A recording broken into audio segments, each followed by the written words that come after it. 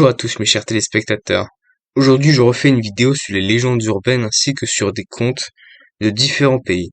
Vous êtes prêts? C'est parti, générique.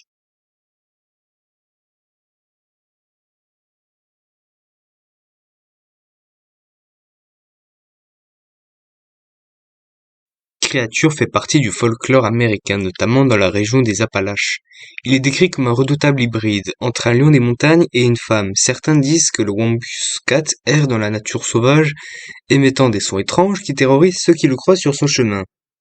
La légende raconte que Runinder voulait vaincre un esprit maléfique car elle voulait se venger, pensant que cet esprit était responsable de la folie de son mari.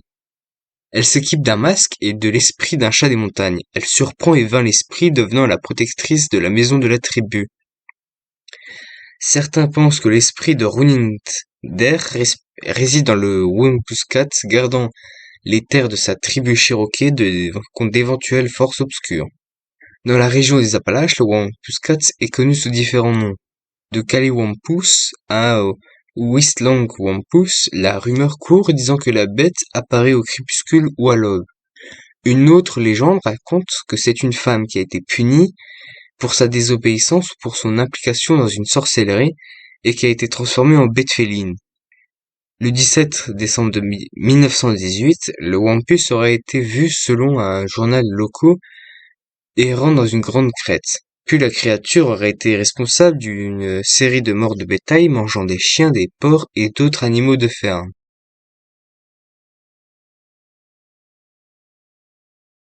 La légende russe venant d'un conte russe de l'auteur Afanassiev raconte qu'un vieux a 3 fils. Au moment de sa mort, il leur demande de passer chacun une nuit sur sa tombe.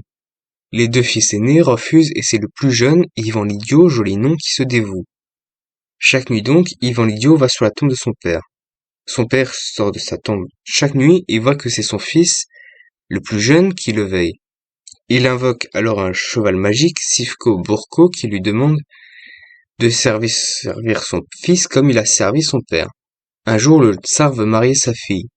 Il dit que l'homme qui arrivera à décrocher le portrait de sa princesse, suspendu au balcon du palais, l'épousera. Les 2 frères aînés veulent voir le vainqueur. Ivan l'Idiot décide d'essayer. On lui confie un cheval tout moche, qu'il tue, et il invoque son cheval Sivko Buko. Il fait bondir son cheval et manque de peu son portrait. Ses 2 frères se moquent de lui et elle revient pour un nouvel essai qu'il réussit cette fois. Le tsar organise alors un bal et la princesse cherche l'homme qui aurait réussi à décrocher son portrait. Elle ne le trouve que le lendemain, très mal habillé, mais le présente à son père. Malgré l'indignation des 2 frères, le mariage se fait et Ivan l'Idiot devient le gendre du tsar. Vu par les chamans comme un animal funéraire ou par d'autres comme un animal bienveillant, le Sivko Burko n'a jamais fait de mal et est un gentil cheval.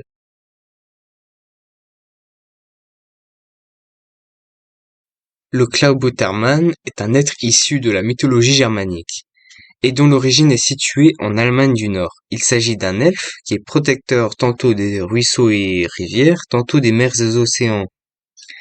Dans la mythologie germanique, il incarne des fois le protecteur des navires en mer, mais aussi la cause fréquente des naufrages des navires.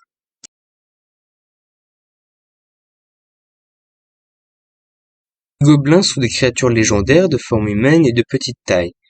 Ils sont issus de la mythologie germanique, puis croisés avec la tradition des lutins et des génies qui prennent racine dans différentes cultures telles que les cultures grecques, latines ou celtiques.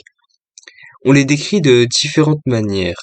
Alberto Pagne, auteur belge, les rapproche des croque-mitaines et leur attribue comme habitat les grottes.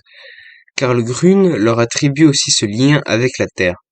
Pierre Dubois, écrivain français, dit que ces créatures mesurent entre 40 et 60 centimètres de haut et sont assez laides. Leur tête aurait la forme d'un œuf, leurs oreilles sont grandes et pointues et ils ont des dents de lapin.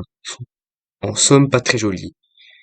Ils sont des fois des êtres maléfiques, mais peuvent être aussi des êtres assez sympathiques, pouvant même être associés avec des fées et des anges. Dans la Manche, ils sont réputés pour hanter les marais de Carentan et la maison aux alentours. C'est tout pour aujourd'hui. Si vous avez apprécié la vidéo, n'hésitez pas à m'en demander un épisode 2 dans les commentaires. abonnez-vous, laissez un like, et moi je vous dis à la prochaine dans une nouvelle vidéo. Ciao.